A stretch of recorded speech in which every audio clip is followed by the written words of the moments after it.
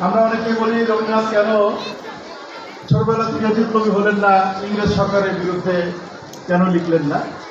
তার জবাবটা এইখানেই যে তিনি এমন একটি শান্ত ভারতে জন্মগ্রহণ করেছিলেন যখন ভারতে একটি রাজনৈতিক দলের জন্ম হয়নি।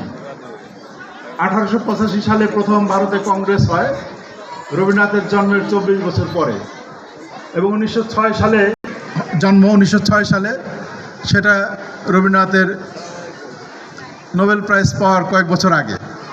সুতরাং রবীন্দ্রনাথের বেড়ে ওঠা একটি বিপ্লবী চেতনার মধ্যে নয়, বরং আমাদের জাতীয় কবি নজরুল ইসলামের যে এদের দুইজনের জন্ম এবং দুজনের বেড়ে ওঠা সম্পূর্ণ ভিন্ন, দুইজনই আমাদের সম্পদ। আমরা দেখি রবীন্দ্রনাথ 30 বছর বয়সে এইখানে জমিদারি করতে আসছেন। তাদের জমিদারি ছিল 3 জায়গায়, আপনারা জানেন, সকলেই জানেন। শিলাইদহ, শাহজাদপুর এবং প্রতিশরে তাদের জমিদারি ছিল এখানে। আমরা অনেকে একটু ভুল করি যে রবীন্দ্রনাথ জমিদার ছিলেন।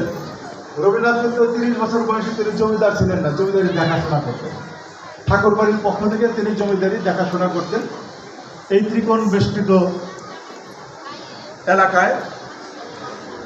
এবং রবীন্দ্রনাথের এইখানে তিনি কতদিন থেকেছেন আমরা দেখি যে তিনি প্রায় বিভিন্ন সময়, মানে 25 বছরের মধ্যে তিনি 6 বছর এখানে ঘুমিয়েছেন রাত্রে।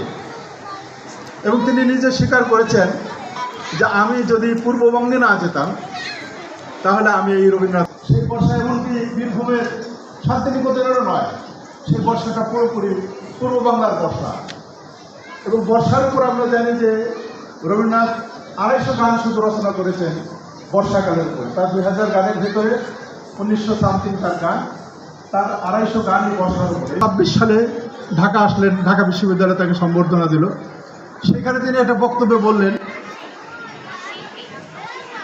সূর্য পূর্ব